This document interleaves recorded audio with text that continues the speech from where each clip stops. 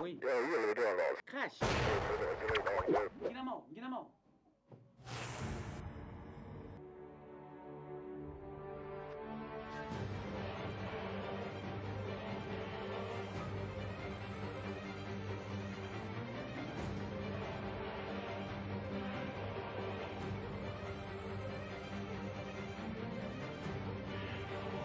Le nouveau gouverneur de province investi par la dernière ordonnance du chef de l'État. Dans la salle des conférences internationales du ministère des Affaires étrangères, ses premières assises. La situation sécuritaire dans le Nord Kivu reste tendue et imprévisible. C'est ce qui ressort du rendez-vous. Et les derniers résultats du premier tour des élections des gouverneurs dans les provinces du Bas-Congo. Premier ministre Matata Ponyo qui s'est rendu sur place a tenu ce matin une conférence.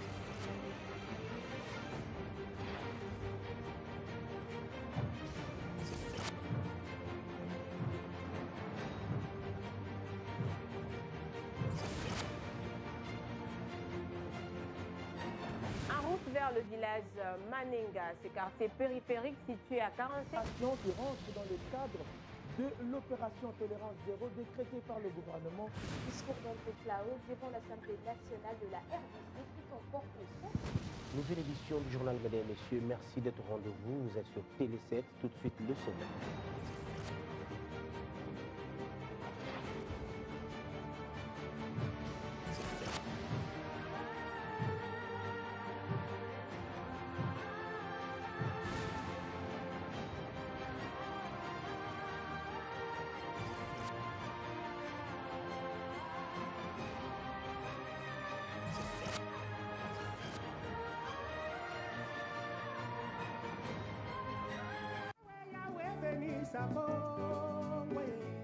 J'ai demandé à Dieu qu'il protège notre peuple et qu'il éclaire tous ses dirigeants. La masse qui nous attend demain, cette masse demande autre chose que le bien de vote aujourd'hui. C'est le pain, c'est le progrès. Il faut que nous puissions construire cette nation. Frantz Fanon ne disait-il pas que l'Afrique a la forme d'un revolver dont la gâchette est placée au Zaïre? Car la libération du Zaïre représente la possibilité pour tous les autres pays d'Afrique de pouvoir enfin se développer. Qu'en dépit de complots visant sa déstabilisation et sa balkanisation, la République démocratique du Congo demeure unie dans ses frontières de 1960.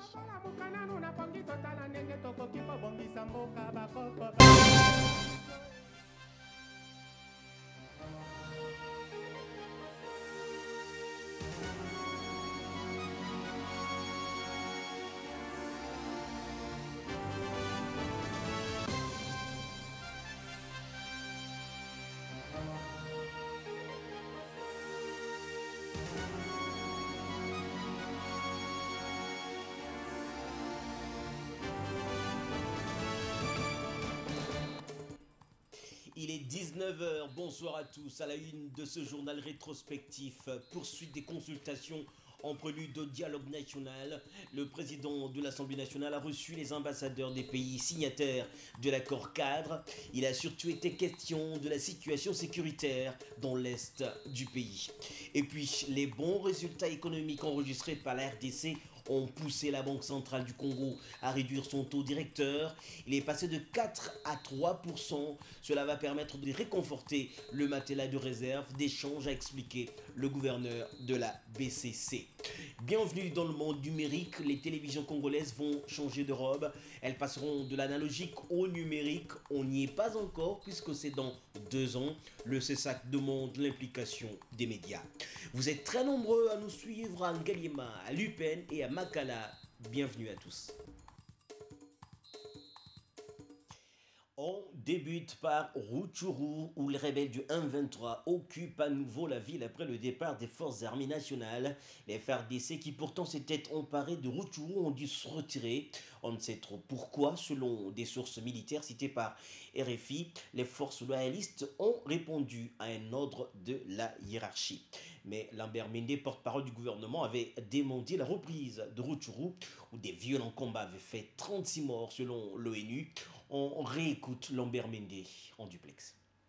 Nous ne sommes pas intéressés par la vitesse du M23, qu'elle soit en perte ou en accélération, ne nous intéresse pas. Ce que nous voulons, c'est qu'il n'y ait pas de mouvement politico-militaire en République démocratique du Congo. Parce que c'est une insulte à la Constitution, aux lois de ce pays, et c'est une violation du droit international. Le M23 doit disparaître. Ce n'est pas réduire sa vitesse ou avoir des problèmes, c'est sa disparition et la réintégration de ceux qui l'ont composé, qui ne sont pas des criminels, dans une vie sociale, normale, respectueuse des lois. Eh bien, c'est un M23, savoir comment il est représenté. S'il n'existe plus, eh bien, il n'y aura plus de discussion. S'il existe toujours, nous le verrons. C'est une question de fait. Nous avons fait part de notre disponibilité à vider cet abcès des enjeux internes d'une agression extérieure jusqu'au bout. Mais si nous n'avons plus d'interlocuteurs, vous comprendrez bien que les choses devront s'arrêter et nous estimons qu'elles doivent aller vers leur fin maintenant. Rutshuru n'est pas du tout sous le contrôle des FDLR au moment où nous parlons. Rutshuru n'était jusqu'à hier soir sous le contrôle de personne et les forces armées de la RDC sont en train de prendre toutes les dispositions pour que les populations de Rutshuru soient protégées. Ça, je peux vous le dire sans vous donner des détails. Mais il n'y a pas de FDLR à Rutshuru, c'est un mensonge de ceux qui veulent simplement se donner des raisons de s'immiscer dans les affaires congolaises. On en vient aux consultations. Le président de l'Assemblée nationale était en face des ambassadeurs des pays signataires de l'accord cadre d'Addis Abeba. Roger Miss, chef de la MONUSCO, qui accompagnait ses diplomates, a mis l'accent sur la situation sécuritaire dans l'est du pays, renouvelé son vœu de voir le Conseil de sécurité changer le mandat actuel de la mission onusienne. Oscar Akandoa. La situation sécuritaire dans l'est du pays préoccupe au plus haut point la mission des Nations Unies en République démocratique du Congo. Roger Miss, le chef de cette mission, se dit inquiet de la reprise des violences dans le Nord Kivu. Selon ma compréhension et les rapports que j'ai vus moi-même, il y a des civils qui sont trouvés la mort pendant ce combat. Et bien sûr, n'importe quelle violence, n'importe quel affrontement entre des forces armées, des groupes armés à l'est du pays ou même ailleurs, qui menace la population, c'est une préoccupation. Il me semble très important d'avoir une autorité de Conseil de sécurité pour une autorité de l'imposition de la paix. Mais bien entendu, nous attendons une décision de la part du Conseil de sécurité qui va être les règles, le cadre pour nous-mêmes dans le sens de nos opérations. Et bien entendu, cette autorité est bien liée avec cette proposition pour cette force qui sera intégrée à la MONUSCO. J'espère bien, et comme je dis au Conseil de sécurité, qu'ils vont prendre en compte sérieusement la proposition et qu'ils vont donner leur autorité et leur soutien le plus rapidement possible. Toutes ces préoccupations ont été présentées au président de la Chambre basse du Parlement, qui recevait les ambassadeurs de pays signataires de l'accord cadre d'Addis Abeba. Dans la province du Nord Kivu, la situation sur le terrain est précaire et les civils sont exposés à une menace inacceptable. Recherche de la paix dans l'est de la RD Congo. L'accord cadre a été signé, il faut alors le superviser. Une brigade d'intervention rapide à intégrer au sein de la MONUSCO sera créée au terme d'une résolution du Conseil de sécurité de l'ONU. Cette brigade devra être dotée d'un mandat d'imposition de la paix et des armes sophistiquées, mais aussi cette force doit être totalement autonome. Nadine Laing. La nouveauté dans cet accord cadre, à en croire la MONUSCO, est qu'il comporte des mécanismes de suivi au niveau national et international destinés à soutenir, à suivre la mise en œuvre des engagements pris. Le porte-parole ad intérim de cette mission onusienne, Carlos Araujo, confirme que cet accord a été signé et le secrétaire général va annoncer bientôt la nomination d'un envoyé spécial qui va soutenir la mise en œuvre de l'accord cadre. C'est que cette brigade d'intervention, c'est un des éléments de qui sera créé en principe dans le cadre de cet accord. Ça va être discuté la semaine prochaine à New York. Le Conseil de sécurité va parler de ce rapport. Il y a un rapport spécial du secrétaire général. Le porte-parole militaire de la MONUSCO, quant à lui, affirme l'arrivée dans le tout prochain jour de la brigade d'intervention qui aura un mandat différent de celui de la MONUSCO. Sa mission sera de surveiller les frontières de la RDC. L'intégration de cette brigade, forcément, aura des implications sur le mandat actuel de la MONUSCO qui sera éventuellement réaménagé. Mais comme il a dit, attendons pour voir, parce que le processus est en marche. Et peut-être que d'ici peu, nous aurons des informations beaucoup plus fiables, beaucoup plus palpables à mettre à votre disposition. Quant à la situation humanitaire en RDC, quelques 21 300 réfugiés ressortissants centrafricains ont été identifiés dans la cité de Mouba-Mbongo et dans la ville de Badolité. Selon une mission conjointe d'évaluation, une évaluation multisectorielle de besoins humanitaires pour mieux préparer la réponse a été faite notamment dans le domaine de la santé, l'éducation, la nutrition, la sécurité alimentaire et la protection. On vous l'a dit, la rébellion du M23 est divisée en deux. Les deux factions s'empoignent pour l'opinion nationale. Il s'agit ni plus ni moins d'une stratégie de plus de Paul Kagame. Cette dislocation intervient au moment où l'ONU envisage d'envoyer une brigade spéciale d'intervention pour neutraliser les forces négatives dans la partie est de la République démocratique du Congo. Je vous invite à suivre ce commentaire de la rédaction avec Oscar Lakandoa. L'heure du reniement semble arriver au sein du mouvement rebelle du M23. Jean-Marie Runiga, chef politique, et Sultani Makenga, chef militaire, ne sont plus désormais en odeur de sainteté. Pendant que le regard est dérivé sur Addis Abeba pour la signature de l'accord cadre sous l'égide des Nations Unies afin de restaurer la paix dans la partie est du pays, partant dans la région de Grand Lac, à Rutshuru, les deux amis ennemis du peuple congolais se rentraient dedans avec leur Kalachnikov. Difficile de savoir ce qu'il y a au cœur de leur X. Seulement, l'on ose croire que l'approche à considérer face à la donne actuelle peut être prise pour fil d'Ariane. Non sans raison, plusieurs analyses n'écartent pas l'idée que du côté Runiga, l'on accuse le général Makenga de rouler pour Kinshasa pour ses prédispositions d'accepter l'intégration. L'on soutient même qu'il caresse le rêve d'obtenir un poste dans l'armée. Par contre, les partisans de Makenga reprochent Runiga de manquer de leadership dans la conduite du mouvement. Hormis les morts et autres blessés, il y a cette lancinante question de savoir s'il ne s'agit pas là d'une manœuvre de diversion. C'est possible. La méthode d'agir caméléonienne qui a caractérisé ce mouvement depuis donne d'affirmer sans embâche que ça peut relever d'une ruse. C'est pour mettre à mal le gouvernement qui devra se casser pour convaincre la bicéphalie qui s'est créée. Mais s'il y a une volonté affichée de ramer pour la paix de la part de Makenga, le camp de Runiga ne peut que rougir.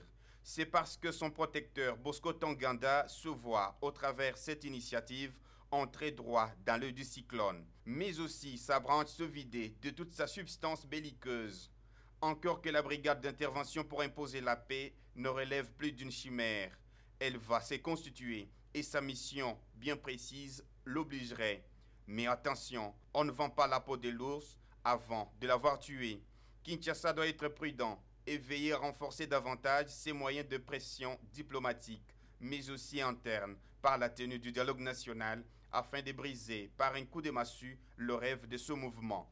D'ailleurs, alors qu'il est, et face à ce schisme, la tendance pour la branche qui va s'obstiner sera de donner des coups à l'emporte-pièce et donc imprécis, partant inefficace. Pour le reste, la fragmentation comme méthode d'approche, s'il s'avère être mise en place, ne produira rien face à la nouvelle donne. Il faut bien dire que la division au sein du M23 a un impact sur les pourparlers de Kampala. Nous allons à présent écouter l'un des membres de la délégation gouvernementale aux pourparlers. François Mwamba a fait savoir qu'il a été demandé à ces rebelles de cesser toute activité sur terrain. François Mwamba a été joint jeudi au téléphone par votre rédaction. Nous avons maintenant terminé l'examen de ces 3 points, celui de l'évaluation qui a même fait l'objet d'une conclusion définitive sur les 35 points considérés. Il n'y a finalement que quelques points, une douzaine, qui nécessitent encore d'être mis en œuvre. S'agissant du point numéro 2, une éliminatoire, nous avons effectivement là aussi remis à la médiation nos conclusions après avoir reçu de cette même médiation deux documents portant l'un sur les questions sécuritaires et l'autre sur les questions politiques élaborés par l'M23. En ce qui concerne donc la délégation de la République du Congo, mission accomplie. Nous avons non seulement réagi, mais nous sommes restés conformes à ce que le peuple congolais attendait de nous. Personne ne touchera à la constitution de la République du Congo. On a besoin de la réaction du M23. Nous attendons une seule chose aujourd'hui du M23. C'est la cessation des activités militaires. Ça suffit comme ça. Nos populations ont suffisamment souffert. Les finances, la Banque centrale du Congo a décidé de revoir à la baisse son taux directeur qui passe désormais de 4 à 3%. La décision a été prise au cours de la réunion ordinaire du comité de politique monétaire concernant la reprise des échanges avec le gouvernement et le FMI. Jean-Claude Massango affirme que cette reprise va permettre de réconforter le matelas de réserve d'échange de la République démocratique du Congo. Anita Luamboa, Patieluma. La 12e réunion du comité de politique monétaire pour l'année en cours aura permis à ses membres d'évaluer la conjoncture économique à la fin du mois de février. Il en ressort, explique Jean-Claude Massango, que sur le marché des biens et services, le rythme de formation des prix intérieurs reste non seulement faible, mais aussi maîtrisé par rapport à la période correspondante de l'année 2012. Sur le marché d'échange, le gouverneur de la Banque centrale du Congo est plus que satisfait. Le taux d'échange demeure stable. Le dollar américain continue à s'échanger autour de 918 francs congolais.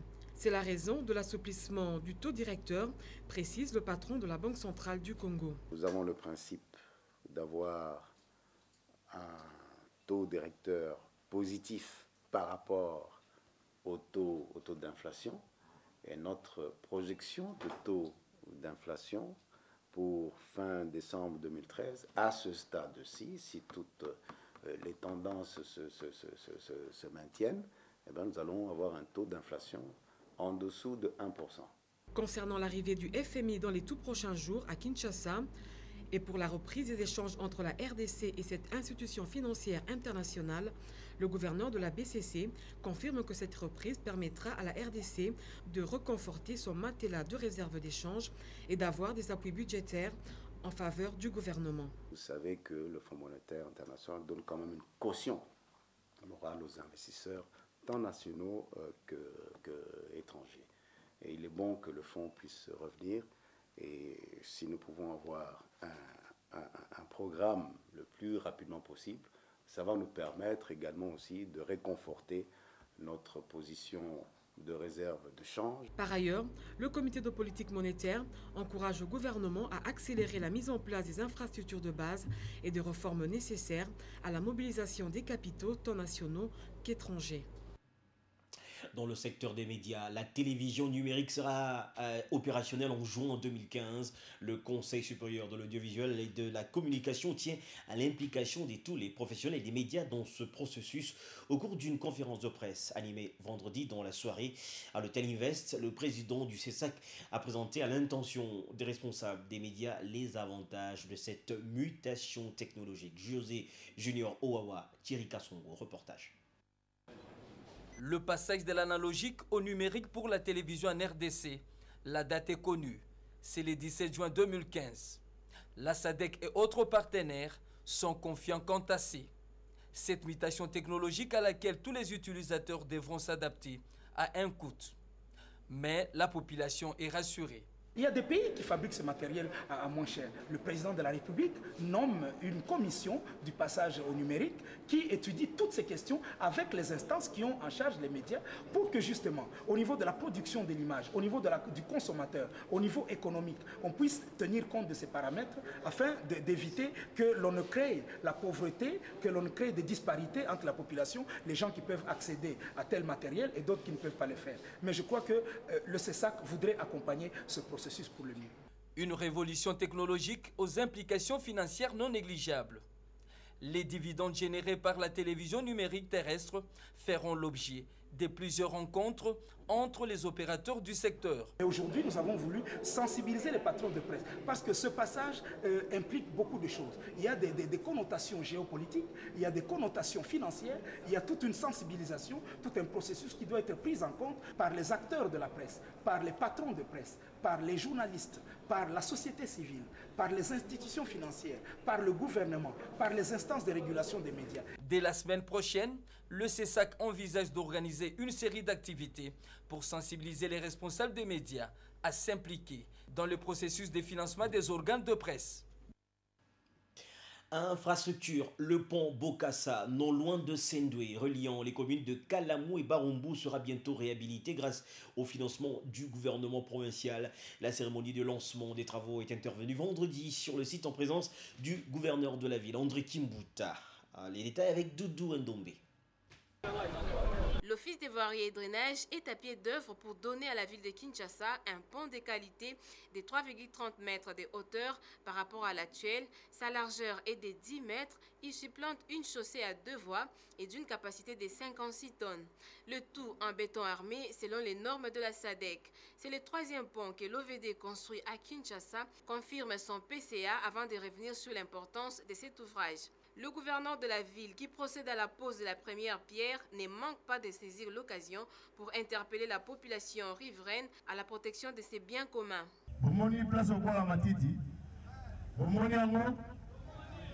Alors, la ligne milangi na maïté, sachez la maïté, kofano nzinga te. Côté OVD, 4 mois suffiront pour terminer tous les travaux et remettre à la ville le pont en dépit de quelques soucis causés par la SNEL et la Régie des eaux. Les réseaux, c'est la conduite de diamètre 1000 mm et le câble moyenne tension qui est là. C'est l'obstacle jusque-là qui nous dérange, mais ils sont à pied d'œuvre parce qu'ils sont déjà payés leur devis qu'ils ont établi.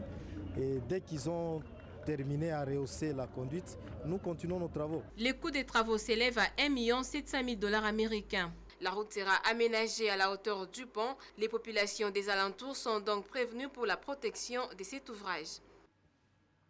Maintenant, je vais vous parler de cette école qui chaque année fait des progrès dans la modernisation de son système d'enseignement.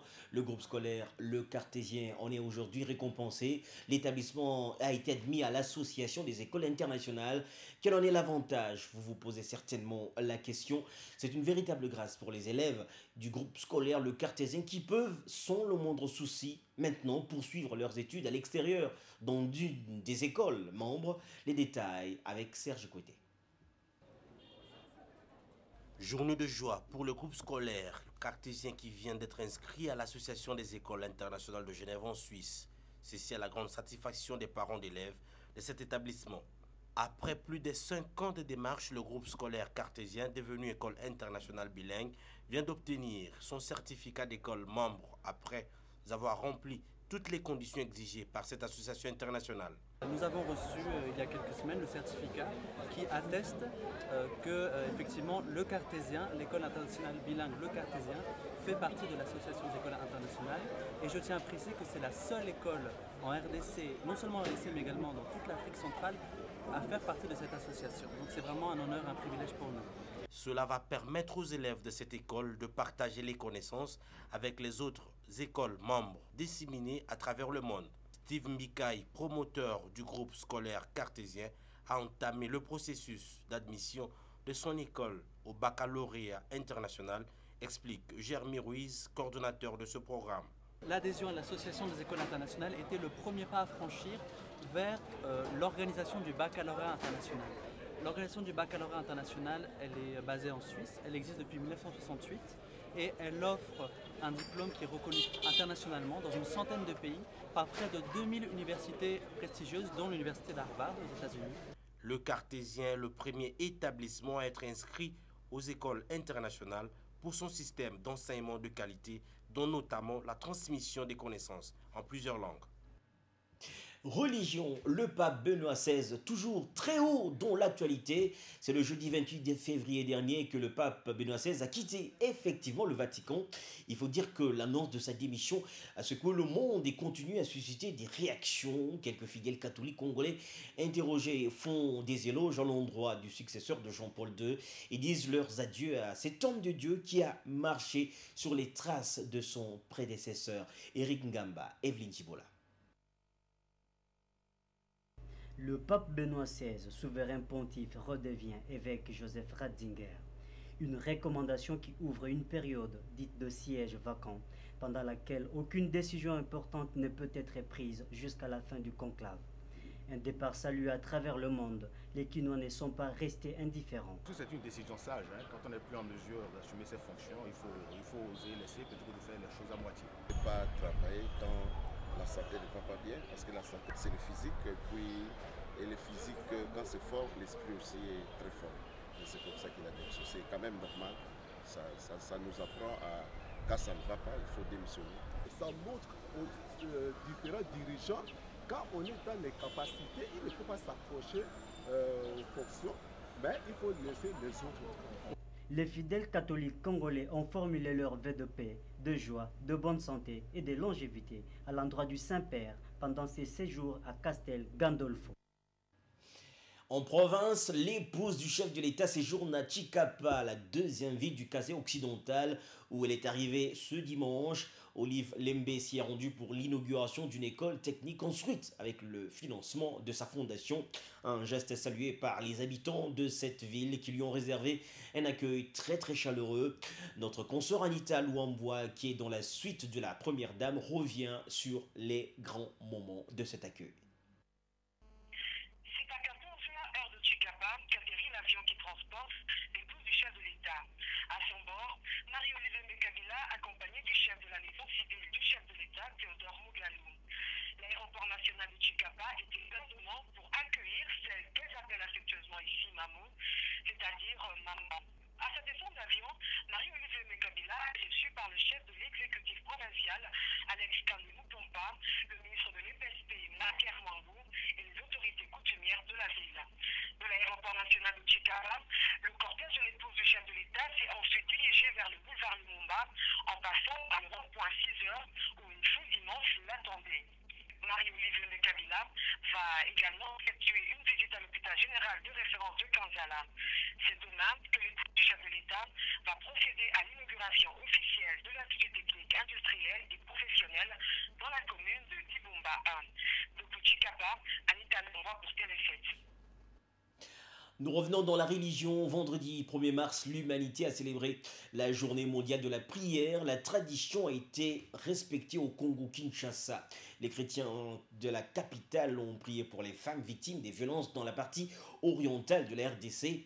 Sachez que près de 200 nations dans le monde organisent le premier vendredi du mois de mars les prières de ce genre. À Kinshasa, les salutistes, les protestantes, mais aussi les catholiques ont choisi la cathédrale du Centenaire pour implorer l'intervention divine sur fond des cantiques, chants, adoration. Marie-Jeanne Bibomba. Chants, intercessions et prières, c'est dans cette atmosphère que les femmes de la RDC ont commémoré la journée internationale de prière. Placée sous le thème « J'étais étranger et vous m'avez accueilli », cette journée se veut un moyen pour ces femmes de faire appel à la puissance des dieux. Ce thème, à en croire la commissaire générale de l'armée du salut et présidente de la journée mondiale de la prière, est adapté en RDC, un pays hospitalier. C'est aussi une interpellation pour dire une prière spéciale pour la situation des femmes de l'Est victimes de l'intolérance politique. La journée mondiale de prière a commencé en Amérique, un groupe d'âmes, et aujourd'hui, c'est plus de 170 pays qui sont autour de cette journée. Et le message que nous lançons, que chaque Congolais ait l'hospitalité pour accueillir son frère, sa sœur, mais nous devons faire attention parce que nous sommes agressés à cause de cette hospitalité. Donc nous devons savoir qui nous recevons. Autre moment fort de ces cultes aura été l'installation du nouveau comité de la Journée mondiale des prières. L'armée du salut passe la présidence aux femmes protestantes pour un mandat de 3 ans. Voilà, c'est la fin de ce journal. Merci de nous avoir suivis et merci à ceux qui nous suivent à travers notre site internet www.lepotentielonline.com. Au revoir et surtout prenez bien soin de vous.